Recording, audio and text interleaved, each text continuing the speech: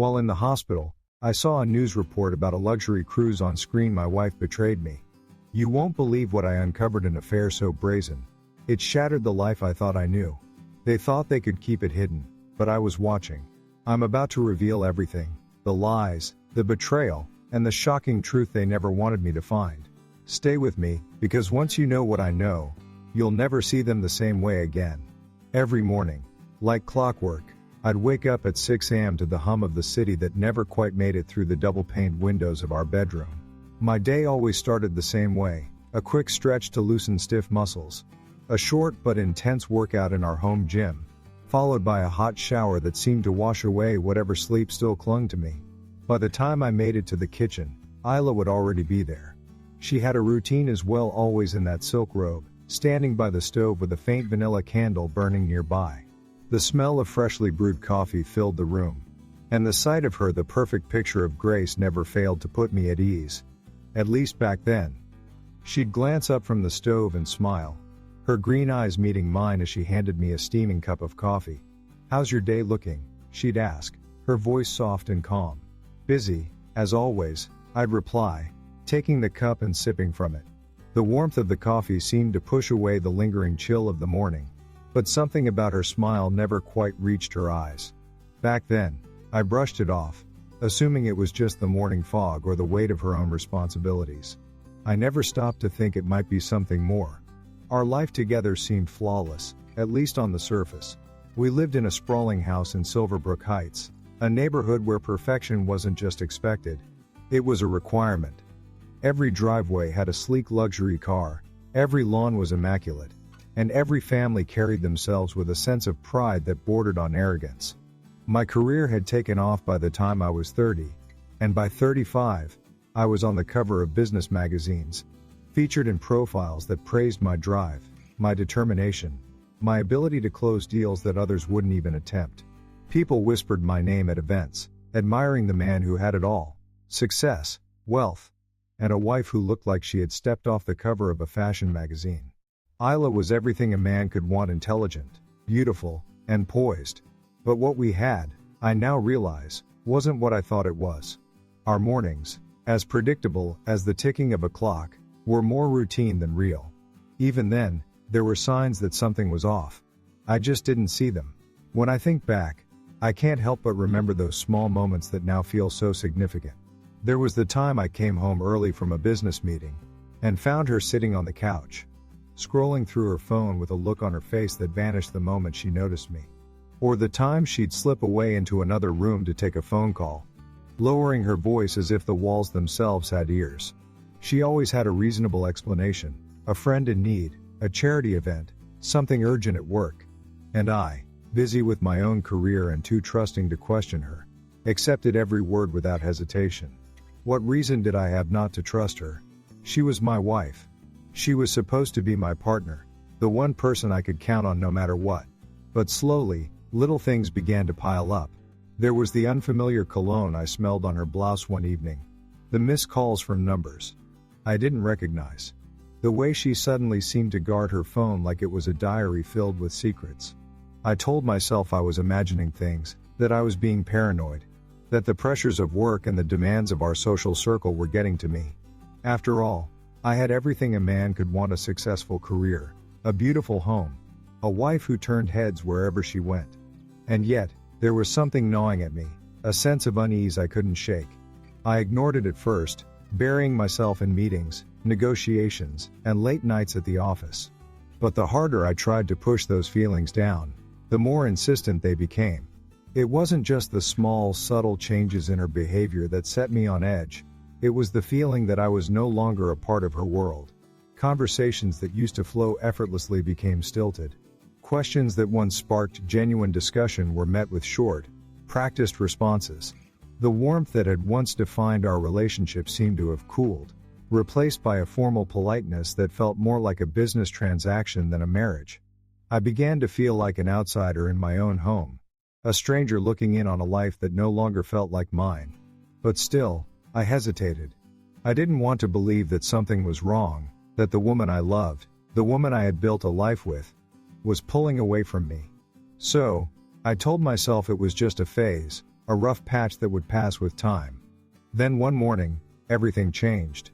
I was in the hospital, waiting to be discharged after a minor procedure, when the TV in the corner of the room caught my attention. The anchor was reporting on a luxury cruise, showcasing sunlit decks, champagne toasts, and glamorous destinations. It was a brief segment, but something about it struck a chord. I remembered Isla mentioning that cruise line once, Pacific Luxury Cruises, during one of our vacations years ago. It had been a passing comment, a casual mention of how she'd always dreamed of taking a trip like that. At the time, it hadn't seemed important. But now, watching that report, a thought entered my mind that I couldn't shake. Was Isla planning something I didn't know about? When I got home that evening, I started noticing more details, things I had overlooked or dismissed before. A receipt tucked into a kitchen drawer, showing a deposit for a luxury cruise. It was for 2 people. The date was set, the payment confirmed. My chest tightened as I stared at the slip of paper, the reality hitting me like a punch to the gut. I felt the ground shift beneath my feet, the foundation of everything I thought I knew beginning to crumble. This wasn't just a matter of mistrust. This was betrayal, calculated, deliberate, and cruel. I sat there at the kitchen counter, the receipt trembling in my hand, as a wave of emotions crashed over me. Anger, hurt, confusion, disbelief. I wanted to confront her, to demand an explanation, but something stopped me. Instead, I placed the receipt back where I found it, careful not to disturb the order she had so meticulously maintained. I needed to think, I needed to figure out what I was dealing with, and most of all, I needed to know how far this betrayal went. Isla wasn't just slipping away from me. She was orchestrating something, planning it right under my nose. I was no longer a husband with a perfect life. I was a man on the brink of uncovering a truth that would change everything. And for the first time, I was terrified of what I might find. Something wasn't right. As much as I tried to shake it off, that gnawing feeling of unease only grew stronger with each passing day. It started as subtle, fleeting moments. A glance that lingered too long on her phone screen, a strained smile that didn't quite reach her eyes, or a reply that felt too rehearsed. At first, I told myself it was all in my head. Maybe I was imagining it. Maybe Isla was just stressed or distracted. She had been so poised, so composed, for as long as I could remember.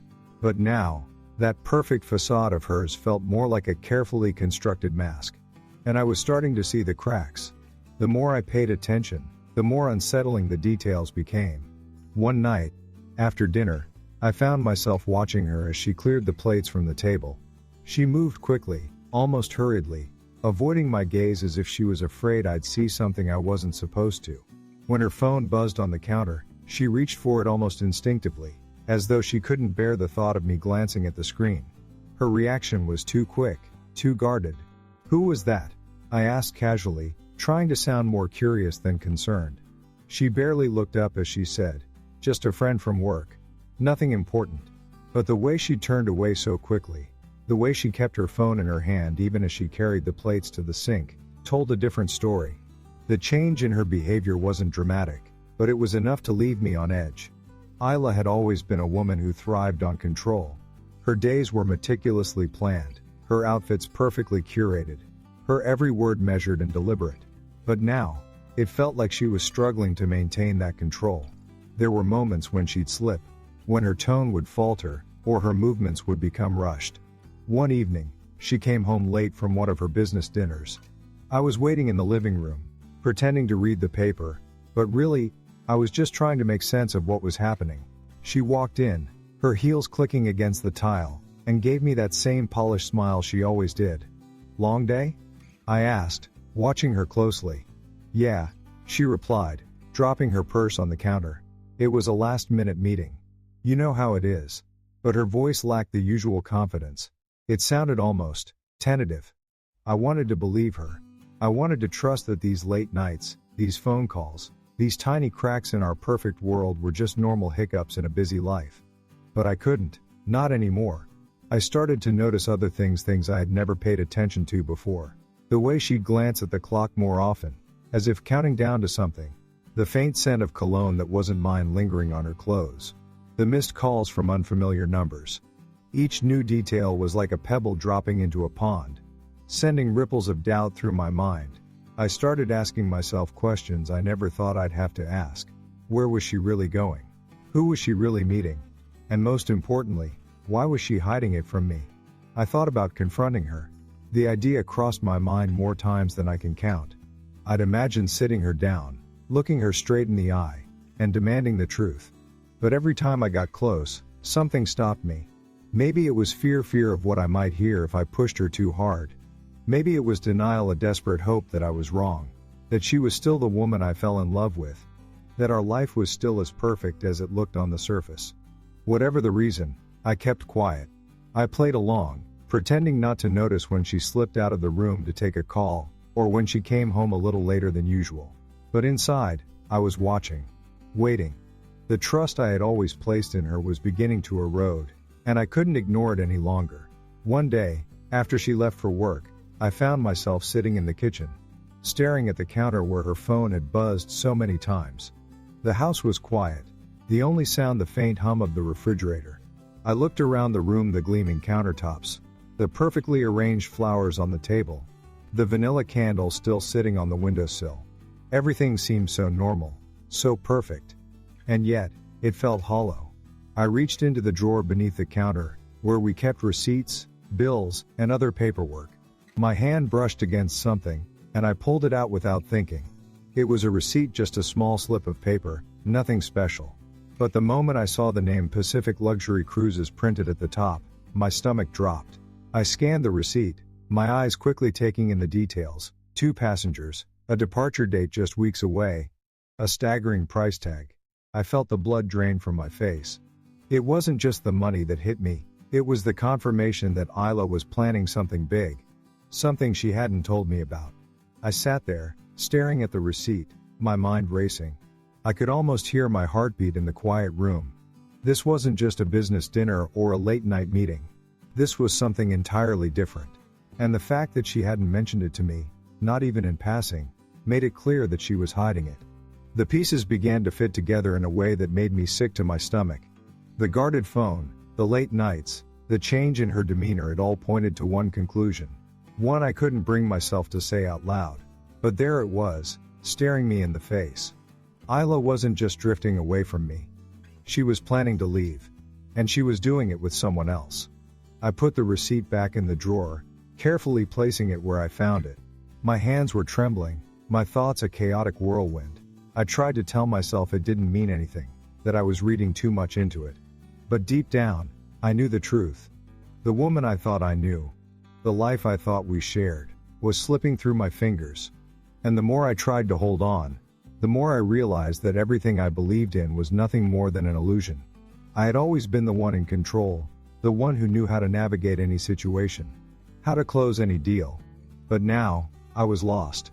I was a stranger in my own home. A man clinging to the hope that maybe, just maybe, I was wrong. That night, when Isla came home, I watched her more closely than ever. She greeted me with her usual smile. But I couldn't help noticing the tightness in her jaw, the way she avoided meeting my eyes. "How was your day?" she asked, her voice as smooth as ever. "Fine," I replied, my own voice sounding foreign to me. I wanted to shout, to confront her, to throw the receipt down on the counter and demand an explanation. But I didn't. Instead, I stayed silent, observing her every move, every word. I could feel the tension between us growing, like a rubber band stretched to its limit. And I knew, deep down, that it was only a matter of time before it snapped. In the days that followed, I started to see her actions in a new light. Each phone call, each late-night dinner, each hurried glance at the clock felt like another nail in the coffin of our marriage. I began to notice patterns, times when she'd be more distant, more guarded. I started to piece together the moments when she'd disappear, when her words didn't quite add up. It was like watching a puzzle slowly come together. Except the picture it formed was one I never wanted to see, and yet, I couldn't look away. I couldn't stop myself from connecting the dots, from seeing the truth that had been right in front of me all along. The more I saw, the more I realized that Isla wasn't the only one hiding something. I had been hiding. Hiding from the reality that our marriage wasn't what I thought it was. That the woman I had trusted more than anyone else was capable of such betrayal. I had spent years building a life with her, believing in the illusion of perfection. And now, that illusion was shattering, piece by piece. I wasn't just losing Isla. I was losing the very foundation of my world. By the end of that week, I knew I couldn't keep pretending. I couldn't keep brushing off the doubts, dismissing the signs, or convincing myself that everything was fine. I had to face it. I had to confront the truth, even if it meant confronting Isla. But how? How do you look into the eyes of the woman you love and ask her why she's leaving you? Why she's planning a future without you? I didn't have an answer. I didn't know what I would say or what she would say in return. All I knew was that the time for silence was running out. The truth was staring me in the face. And soon, I would have no choice but to face it. What would you do if you discovered the person you trusted most was living a double life? Would you confront them? Or gather every piece of evidence before exposing the truth? Comment 111 put if you think I'll confront them head on. Or comment 222 fuss if you think I'll lay low and plan the ultimate takedown. Trust me, you won't see this next twist coming. For the next few days, I tried to hold on to what little pieces of normalcy I could find. I went to work as usual, answered emails, held meetings, and tried to act like the world wasn't crumbling around me. But the truth was, I couldn't stop thinking about that receipt. It sat in the back of my mind like a lead weight, a constant reminder that my perfect life was slipping through my fingers. At home, I kept up the act. I smiled when Isla smiled. I made small talk over breakfast. But the more I pretended, the more it felt like a performance, a hollow, meaningless charade. Every word she said sounded rehearsed. Every move she made seemed calculated. And I started to wonder if maybe it had always been that way. Maybe I just hadn't noticed it before. I began to pay closer attention. I watched her every move, studied her every expression. When she thought I wasn't looking, I caught glimpses of something different, something I couldn't quite put into words. A tension in her shoulders. A flicker of unease in her eyes. I couldn't tell if she was feeling guilty, or if she was just worried she'd get caught. Either way, it was there, hiding behind the practiced smile she wore every morning. The smile that used to comfort me now felt like a mask, and I couldn't stop myself from trying to see what was underneath. One evening, I came home earlier than usual. Isla wasn't expecting me, and when I walked through the door, I heard her talking in the kitchen. She wasn't on the phone. I could hear the low murmur of another voice, a man's voice on the other end of the line. I froze in the hallway, my heart pounding so hard I could feel it in my throat. She laughed softly, a sound that used to bring me joy, but now felt like a knife twisting in my gut. I stepped closer, careful not to make a sound, and heard her say, "I can't talk for long. He'll be home soon." My stomach turned. I didn't need to hear the rest of the conversation to know what was happening. I slipped out of the house as quietly as I'd come in, my mind racing with questions and doubts and a rage I could barely contain. I spent the rest of the night driving aimlessly, the city lights blurring together as I tried to figure out what to do next. I couldn't confront her, not yet. I didn't have enough proof. But I also couldn't keep pretending everything was fine. Something had to give. That was the moment I realized I needed more than just suspicion. I needed evidence. Concrete, undeniable proof of what was going on. So I started digging. It began innocently enough, checking our bank statements, scrolling through phone records. I told myself it wasn't a big deal, that I had every right to know what was happening. But the more I looked, the more uneasy I became. There were charges I couldn't explain. Dinners at expensive restaurants I'd never heard of. Hotel stays in the middle of the city. Gifts from high-end stores that never made it into our house. And the phone calls, dozens of them to the same number. A number I didn't recognize, but one that had shown up time and time again. I wrote it all down, making notes of every detail. I was building a case, piece by piece, and with every new discovery, the knot in my stomach grew tighter. I started watching her even more closely. I took mental notes of the way she acted before she left the house, the time she spent getting ready, the glances she stole at her phone when she thought I wasn't looking. I noticed the way she checked her reflection in the hall mirror, smoothing her hair and adjusting her earrings as if she were meeting someone she wanted to impress. It wasn't the way she used to get ready for our date nights. This was different. This was intentional, calculated, and it only made me more determined to find out the truth. One afternoon, while Isla was out, I decided to check her office. I told myself it was harmless, that I just wanted to see if there was anything that would explain what was happening. I found a small notebook tucked into a drawer, hidden beneath a stack of papers. Flipping through it, I saw handwritten notes about meetings, dinners, and trips. None of them were familiar. None of them included me. And then I found it, a date circled in red. A flight itinerary printed on the following page. Departure time, destination, passenger names, hers and his. My hands shook as I held the paper. The name was one I hadn't heard in years, but it was impossible to forget. Victor. He was an old friend of hers. Someone she used to mention in passing, but never seemed to think much of. At least, that's what she always said. But now, it was clear he wasn't just a distant memory. He was back, and he was part of her life in ways I never imagined. I felt the blood drain from my face as I stared at the itinerary. All the late nights, the strange charges, the guarded phone calls, it all made sense now. She wasn't just seeing someone else. She was planning something with him. Something big. I didn't know if it was a vacation, a getaway, or a new life altogether. But whatever it was happening soon. I placed the notebook back exactly as I found it, careful not to leave any trace that I had been there. My mind raced with questions. How long had this been going on? What else had she been hiding? And most importantly, why? Why was she doing this? What had I done wrong? What had changed? The more I thought about it, the more I realized that there were no simple answers. I had to dig deeper, to find out everything before I could even think about confronting her. I needed the full picture, no matter how painful it might be. From that day on, I watched her more intently than ever. Every word she said, every move she made, every text she sent felt like a piece of a puzzle I was desperately trying to solve. I was careful not to let on that I knew. I acted normal, played along, kept up the appearance of a loving husband. But inside, I was unraveling. The trust we had built over the years was gone, replaced by a growing suspicion that consumed my thoughts day and night. I wanted to believe there was an explanation, a reason that didn't involve betrayal. But the more I uncovered, the harder it was to hold on to that hope.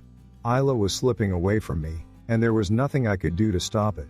I could only watch and wait, gathering the pieces until I was ready to face the truth head on.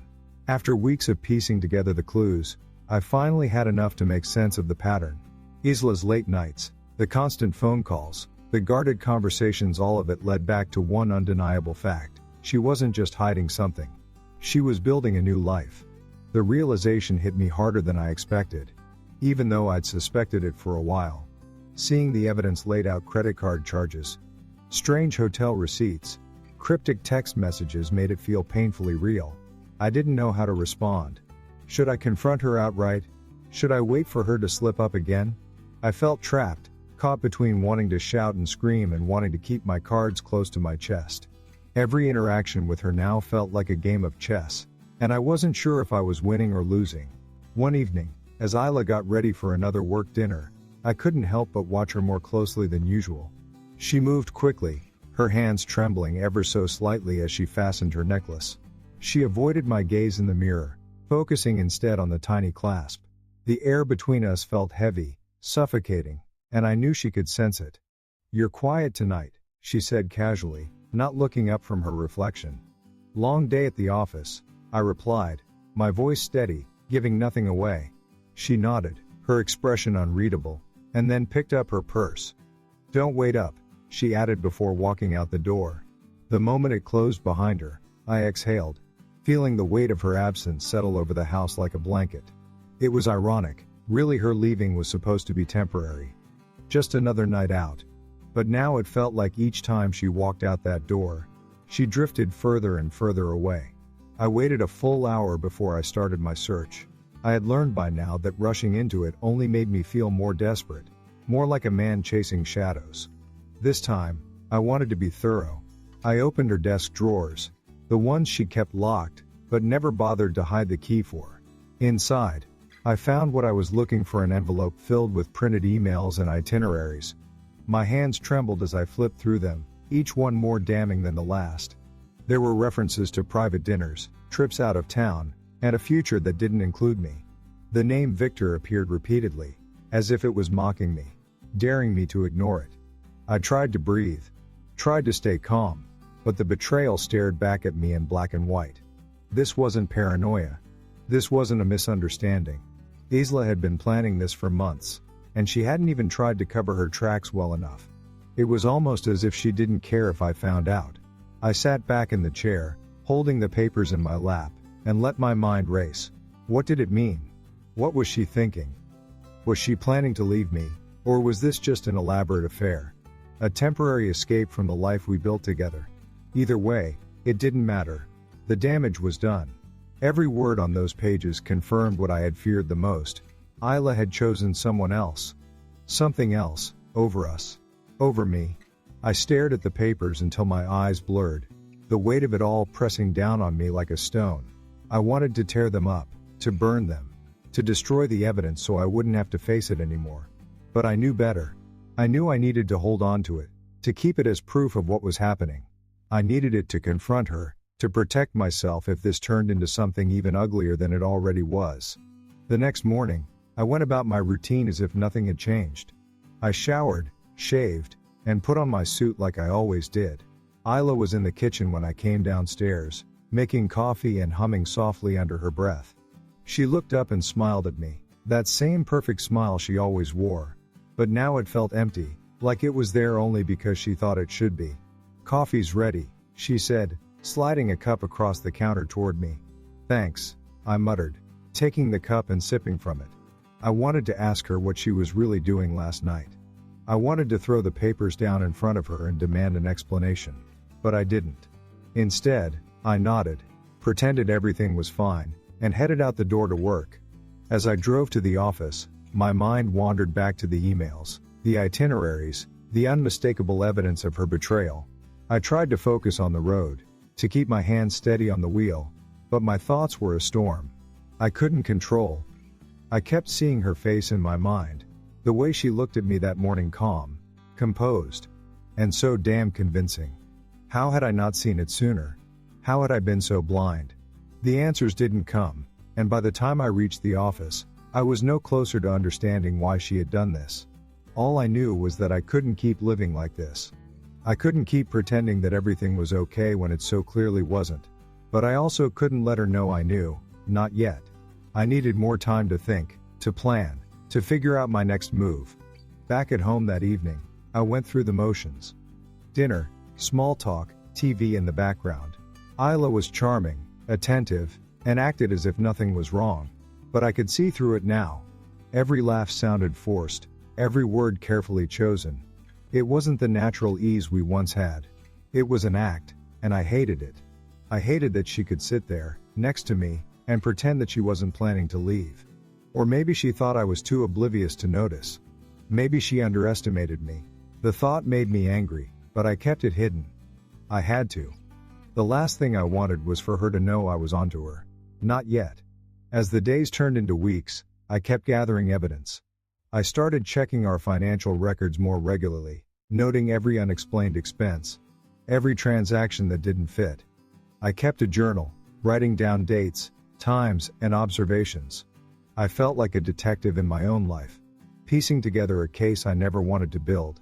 And the more I found, the less I could deny it. Isla wasn't just slipping away, she was running.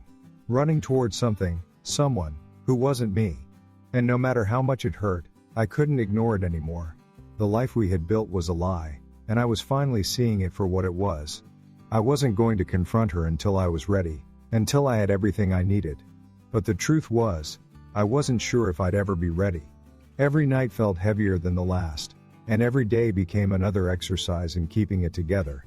The signs that I used to ignore or explain away were now glaring at me, too obvious to pretend they didn't exist. I knew what was happening. I didn't want to accept it, but the truth was sitting there, growing bigger every time I looked her in the eye. Isla was lying to me. The evidence was overwhelming. I had everything, the receipts, the emails, the phone records, and yet I still found myself hoping for an explanation that would somehow make it all go away. I kept telling myself, maybe there's a reason I haven't thought of.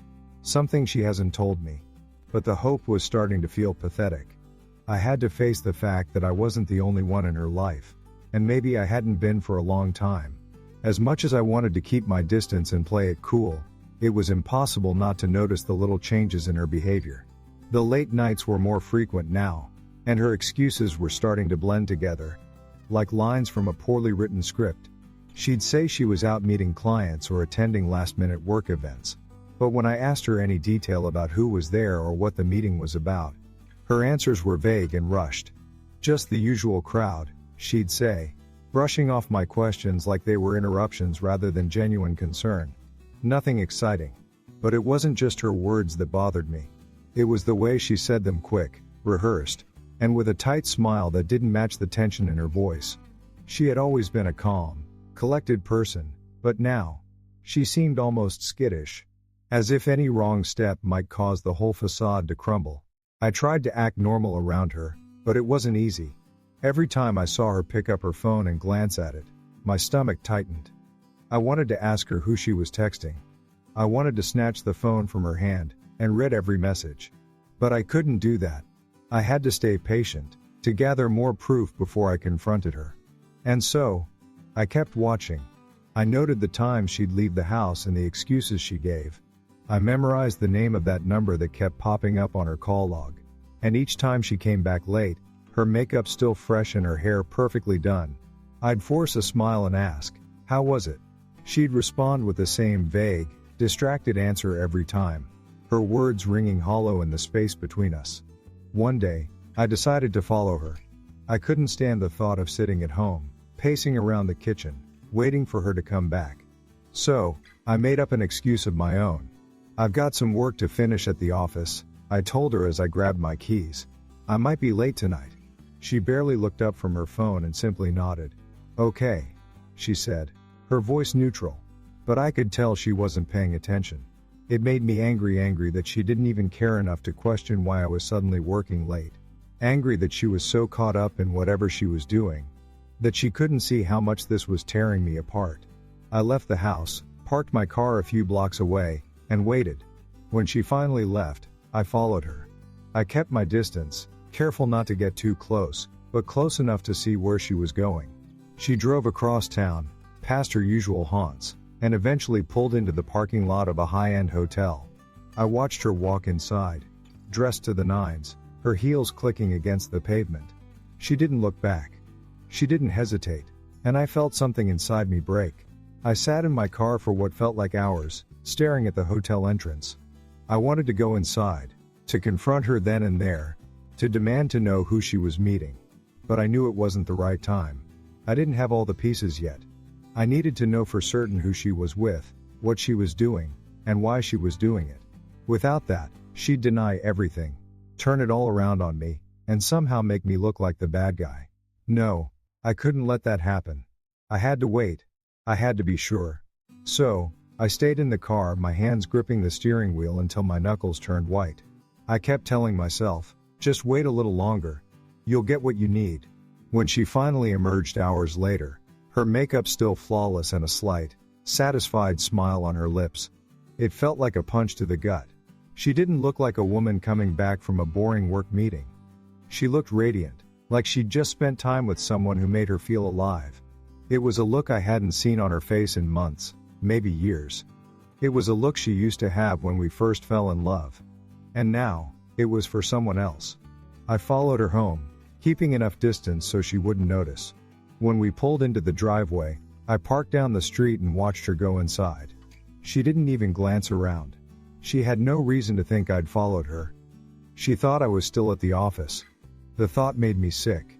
I stayed in the car for a while, trying to collect myself before I walked back into our house. The house that used to feel like home, but now felt like a stage where we both played roles that no longer fit. When I finally went inside, she was already in bed. She looked up when I walked in, her smile calm and composed. "You're late," she said, her voice smooth and casual. "Yeah, had a lot to finish," I replied, forcing my own smile. She nodded, then rolled over and closed her eyes. I stood there for a moment, staring at her back, feeling the distance between us like a chasm I couldn't cross. I wanted to yell at her, to shake her, to make her tell me everything. But I couldn't. Not yet. I needed more than just a hunch. I needed undeniable proof. And so, I let her sleep while I lay awake, staring at the ceiling, wondering how we had gotten here, how she had gone from the woman I trusted with my life to someone I barely recognized. I didn't have an answer. All I knew was that the truth was out there, and I was going to find it. No matter what it took. I didn't sleep much that night. Every time I closed my eyes, my mind replayed what I'd seen her walking into that hotel. The way she carried herself, the way she didn't even hesitate. I kept wondering who was waiting for her on the other side of those glass doors.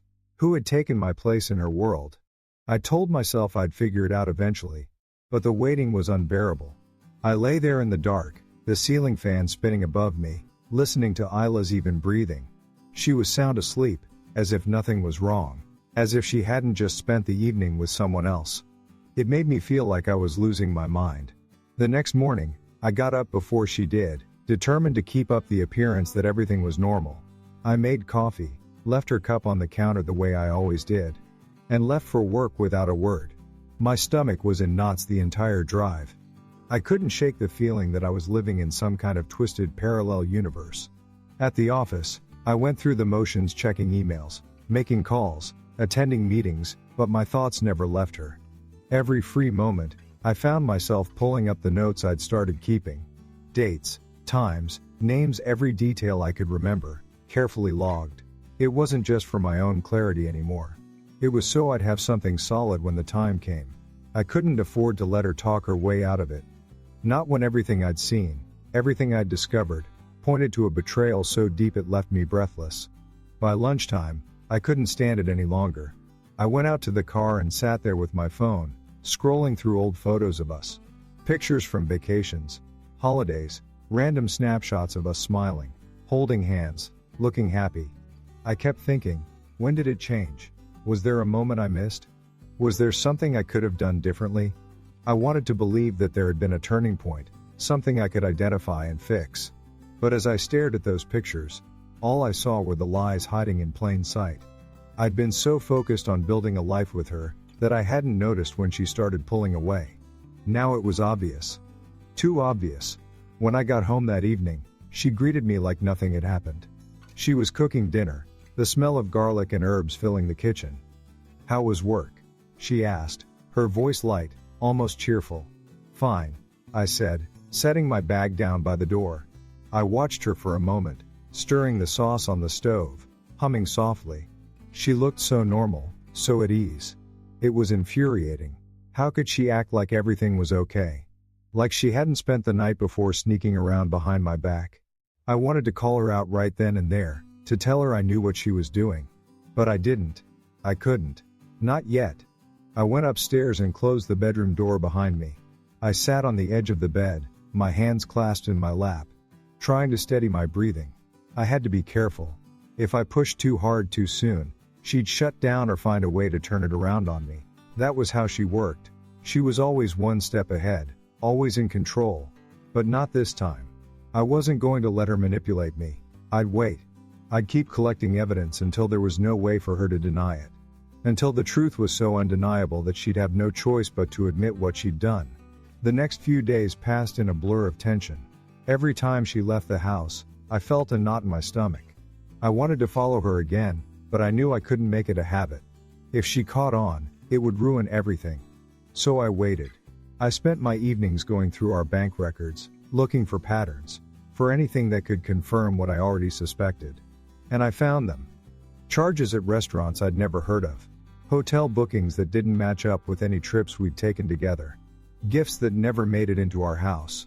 It was all there, staring me in the face. She was planning something big, and she thought I was too blind to notice. One night, after she'd gone to bed, I sat in my office and opened my laptop. I stared at the screen for a long time before typing her name into a search engine. I didn't expect to find much, but I had to try. I had to know if there was something out there that could confirm what I'd already pieced together. At first, there was nothing, just the usual social media profiles, and a few old articles about charity events we'd attended. But then I found something. A photo, buried deep in a gallery from a corporate gala I didn't even know she'd gone to. There she was, standing next to him. Victor. His arm was around her waist, and they were both smiling. Not the polite, posed smiles you'd expect at a formal event. No, These were genuine, warm, intimate smiles. Like they were sharing a secret. My heart sank. This wasn't just a fling. This was real. She had brought him into our world, into our social circles. And I hadn't even noticed. I leaned back in my chair, staring at the photo, my mind racing. It was all so clear now. The late nights, the hidden charges, the way she'd been acting lately, it all led back to him. They were planning something together, something that didn't include me. I felt a surge of anger, but it was quickly replaced by a cold, steely determination. If she thought she could keep this hidden, if she thought she could waltz out of my life and into his without consequences, she was dead wrong. I wasn't going to let her get away with it. I closed the laptop and sat in the dark, the weight of it all pressing down on me. I didn't know what my next move would be. I didn't have a plan yet, but I knew one thing for certain. I wasn't going to let her keep lying to me. I wasn't going to let her destroy everything we'd built without a fight. The time was coming, sooner than she thought. And when it did, she'd finally have to face the truth. She'd finally have to look me in the eye and tell me why she chose him over me. I wasn't sure if I was ready for that moment, but I knew it was inevitable. The truth was already out there, waiting to be uncovered. And when the time was right, I'd be the one holding all the cards. Everything came to a head that night. I'd been watching and waiting for so long, my patience fraying by the day, and I knew the moment was finally here. Isla left the house earlier than usual, her usual excuses more clipped than before. Work dinner, she said without meeting my eyes, brushing past me as if I wasn't even there. I just nodded, my jaw tight, holding back every urge to confront her. Not yet. I knew this was the night I'd find out everything. Once she was gone, I waited 10 minutes before grabbing my coat and heading out the door.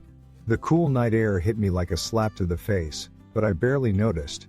I kept my movements slow, deliberate.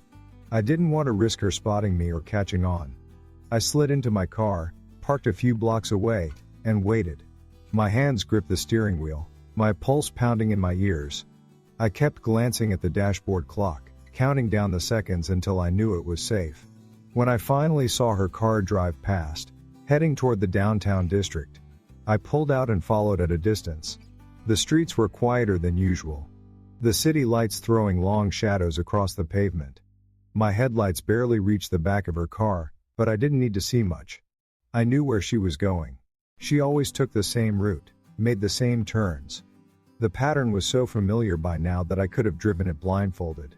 I stayed back, far enough not to raise suspicion, but close enough to keep her taillights in view.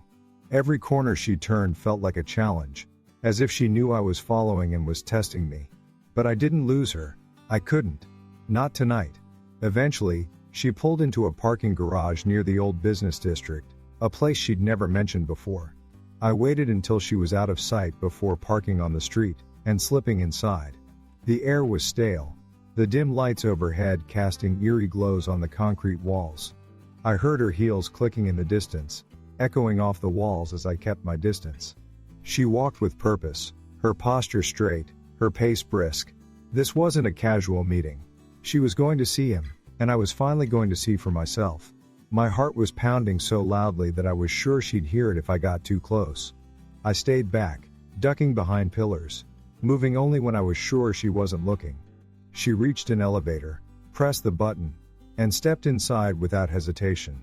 I caught a glimpse of her face before the doors closed, calm, confident, not a trace of doubt or guilt. That look cut through me. I waited until the elevator moved up, then took the stairs. I had no idea what floor she was heading to, but I had time. I climbed slowly, quietly, listening for the sound of her heels on the upper levels. When I reached the 4th floor, I heard voices. Hers, and a man's. Low, muted tones that carried just enough for me to know she wasn't alone. I crept closer, keeping to the shadows. The hallway was long and empty, the kind of place that looked like it hadn't been updated in decades. The walls were painted a dull gray, the carpet worn and faded. I couldn't see her yet, but I could hear them. They were just around the corner. I pressed myself against the wall, peeking out just enough to catch a glimpse. There they were, standing by a door, Isla and Victor. I'd seen his face before in that photo, but seeing him in person felt like a punch to the gut. He was tall, sharp dressed, with that easy confidence that made my blood boil. She smiled at him, her hand brushing against his arm, and I had to look away. It was too much, too real. I leaned against the wall, trying to catch my breath. My fists clenched at my sides, my mind racing with questions and accusations. I couldn't voice just yet. I wanted to storm around that corner, demand answers, confront them both. But I stayed where I was, frozen in place. I wasn't ready for that yet. Not here. Not like this. So I waited, listening as they spoke in hushed tones. I couldn't make out the words, but their body language said it all. The way she looked at him, the way he leaned in close. This wasn't just a casual meeting. This was something more, something I couldn't ignore anymore. After a few minutes, they moved into the room and closed the door behind them. The hallway fell silent, leaving me alone with my thoughts. I stood there for what felt like an eternity, staring at that door, every fiber of my being urging me to kick it down and confront them. But I didn't, I couldn't, not yet. I turned and walked away, my steps slow and heavy. My mind was a storm of anger, betrayal, and heartbreak. I felt like I was walking underwater, each step harder than the last. When I finally reached my car, I sat in the driver's seat, staring at the empty street in front of me. The proof was right there, I'd seen it with my own eyes. And yet, I still couldn't bring myself to confront her. Not tonight. As I drove home, the city blurred past me, the lights smearing into streaks of color. My hands were shaking, my throat tight. I felt like screaming, but no sound came out. I couldn't shake the image of them together, the way she smiled at him, the way she touched his arm. It was burned into my mind, a brand I couldn't erase. I pulled into the driveway, sat there for a moment, then finally stepped inside. The house was quiet, the kind of quiet that felt oppressive. I poured myself a drink, sat at the kitchen counter, and stared into the glass. The whiskey burned my throat, but it did nothing to numb the pain. Nothing could. When Asla came home later that night, she acted like nothing was wrong. She smiled, kissed my cheek, and said, "How was your evening?" I wanted to say, "I know where you were, I know who you were with." But I didn't. Instead, I forced a smile and said, "Fine." She nodded, heading upstairs to get ready for bed. I stayed at the counter, staring at the empty glass in front of me. My reflection in the darkened window stared back, a hollow version of the man I used to be. I knew I couldn't keep this up much longer. I couldn't keep pretending everything was fine. I couldn't keep playing the role of the clueless husband, while she lied to my face. But I also couldn't confront her without a plan. Not yet. I needed to be careful, to think it through, to make sure that when I finally did face her, I had the upper hand. For now, I had to keep waiting, keep watching, keep pretending. But the clock was ticking. I could feel it. And soon, the truth would come out, whether she was ready for it or not. The next morning, everything felt different. I woke up with a sick weight in my chest, like I was standing at the edge of a cliff, looking down at the wreckage below. Isla was already up, her side of the bed cold. I could hear the faint clinking of dishes in the kitchen, the low hum of the coffee machine. She was humming softly to herself, that same practice tune she always fell back on when she thought everything was under control. I pulled myself out of bed, not because I felt ready to face her, but because I didn't have a choice. I had to keep moving, keep pretending, at least until I figured out what to do next. When I walked into the kitchen, she was there, pouring coffee into my favorite mug, the one with the small chip on the handle that I always refused to throw out. She looked up and gave me her usual smile, the one that didn't quite reach her eyes. "Morning," she said, sliding the mug across the counter toward me. I forced a small smile in return, mumbling, "Morning." I took the coffee, the warmth of it steadying my shaking hands, and sat down at the table. She was calm, collected, just like always. But now, I knew better. I could see the cracks. The way her hand lingered on the countertop a second longer than it needed to. The way her gaze flicked past me, not meeting mine. She knew I was watching, but she didn't know how much I'd already seen. "I have a meeting this evening," she said, her tone light and casual. "Might be late." I nodded, not trusting myself to say anything that wouldn't betray the storm raging inside me. She sipped her coffee, her movements smooth and controlled. It was almost impressive, the way she kept up the act. I wondered how many times she'd had this same conversation with him. How many mornings she'd stood in this very kitchen, rehearsing her lines for both of us. The thought made me feel sick. I had to look away, staring down at my coffee like it held some sort of answer. The day dragged on. Work was a blur. I couldn't focus, couldn't think straight. All I could see was her face, the way she looked at him in that hotel hallway, the way she touched his arm. I kept hearing their voices, low and intimate, just out of reach. I knew I couldn't let it go on like this, but I also knew I couldn't rush into anything. I had to be smart, careful. If I confronted her too soon, she'd twist it around, make me doubt what I knew. She was good at that. She always had been. But now, I was learning her game. And this time, I was determined not to lose. By the time I got home, the house felt suffocating. She wasn't there yet, just as she said she wouldn't be. I sat on the couch, staring at the dark TV screen, the silence pressing in around me. My mind kept going back to that hallway, to the way she slipped away into that room with him. I kept thinking about all the times I'd trusted her, all the times I'd looked the other way because I believed we were solid. It was like looking at a puzzle that I thought I'd completed, only to find half the pieces didn't fit. Everything I thought I knew about her, about us, was a lie. And now I was left trying to make sense of what was left. When she finally came home, it was past 10. I heard the door open, the sound of her heels clicking against the hardwood floor. I didn't get up. I didn't want to see her right away, didn't want to feel that wave of anger and betrayal rise up again. I stayed where I was, staring at my hands, waiting for her to come to me. She walked into the living room, her face carefully composed. "Hey," she said, setting her purse down on the chair. "How was your day?" I didn't look up. "Fine," I said, my voice flat. I could feel her eyes on me, studying me, but I didn't give her anything to work with. If she was looking for a fight, she wouldn't get it tonight. I wasn't ready yet. She sat down across from me, her posture relaxed, but her hands fidgeting in her lap. "I'm sorry I'm late," she said, her voice soft, almost apologetic. The meeting ran longer than I expected. I just nodded, not trusting myself to say anything more. The words were there, on the tip of my tongue. "I know where you were. I know what you're doing." But I didn't say them. Not yet. I had to be sure. I had to be ready. I couldn't let her turn this around on me. Not this time.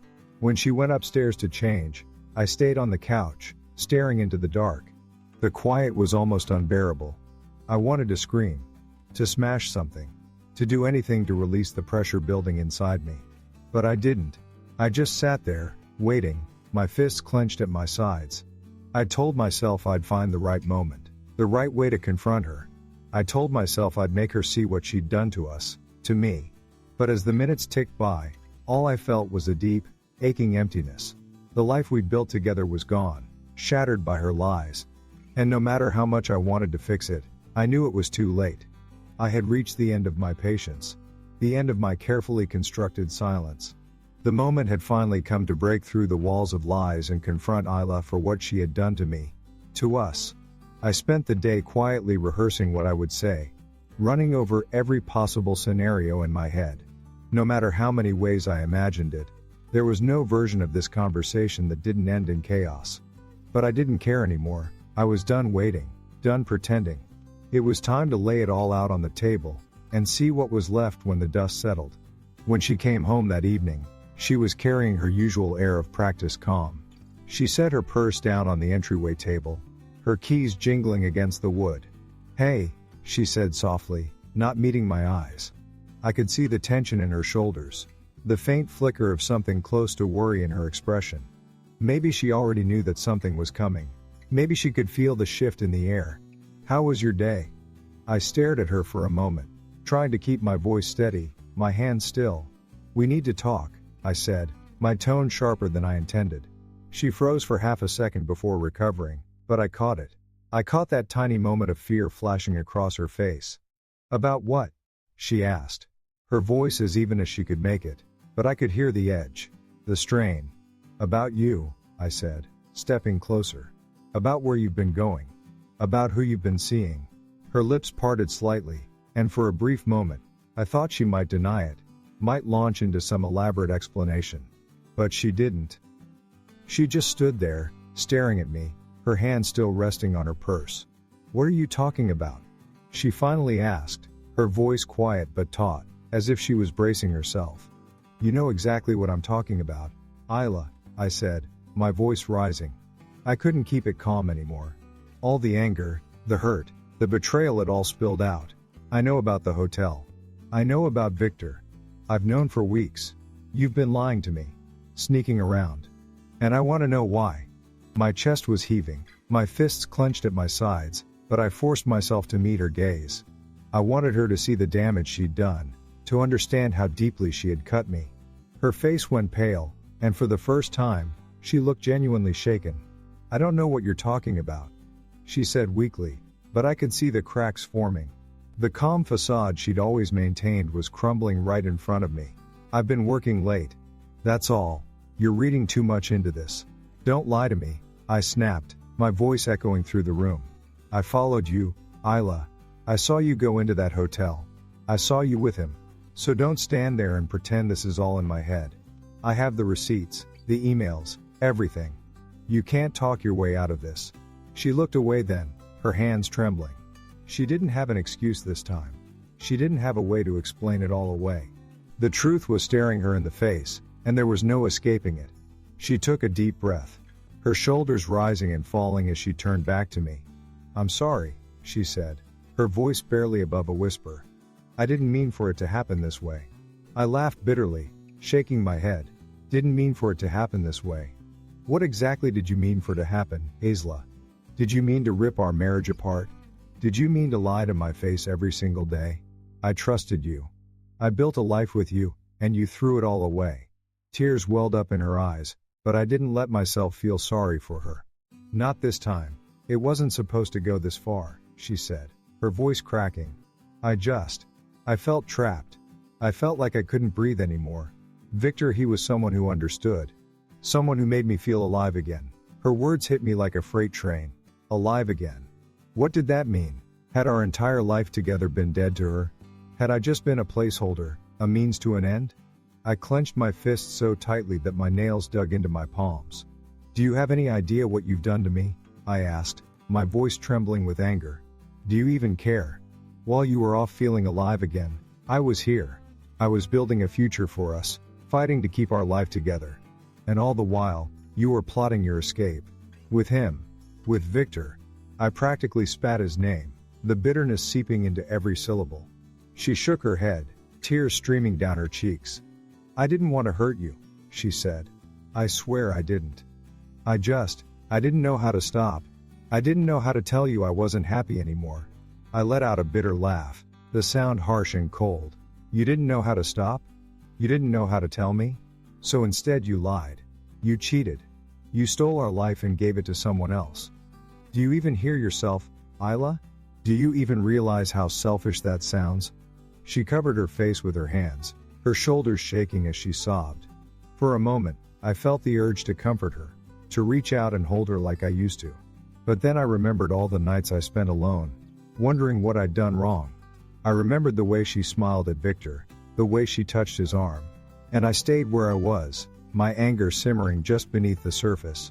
I don't know what you want me to say, she whispered, her voice muffled by her hands. I can't take it back. I can't undo what I've done. But I never wanted to hurt you. I swear I didn't. I stared at her, my heart pounding in my chest.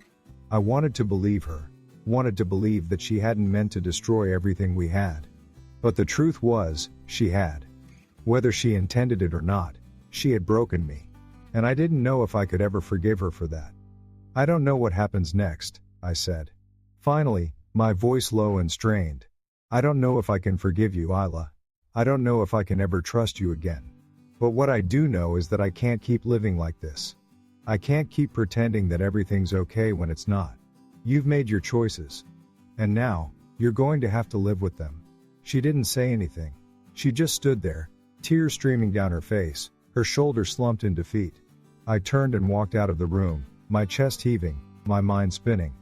I didn't know what the future held. I didn't know if we could ever find our way back to each other. But I did know one thing. I wasn't going to let her lies define me anymore. I wasn't going to let her betrayal control my life. It was time to move forward, no matter how painful it might be. I never imagined how far they would go to keep their secrets hidden. But now, everything's out in the open, and they can't escape the truth. Their betrayal nearly broke me, but it also made me stronger. What would you do in my shoes? Would you forgive, or would you fight back? Share your thoughts in the comments. And if this story shocked you, don't forget to like and share, because the truth needs to be heard. Stay tuned for more unbelievable tales. You won't want to miss what's coming next. In America, we pride ourselves on the values of trust, honesty, and commitment both in our personal lives and in the community we build together. My experience taught me this: when deception creeps in, it erodes the very foundation of relationships and society. We must never turn a blind eye to dishonesty, whether it's from our partners, friends, or leaders. By holding each other accountable, we strengthen not only our bonds, but also the integrity of our nation. The lesson is clear: stand for truth, speak openly, and never let betrayal define who we are as a people.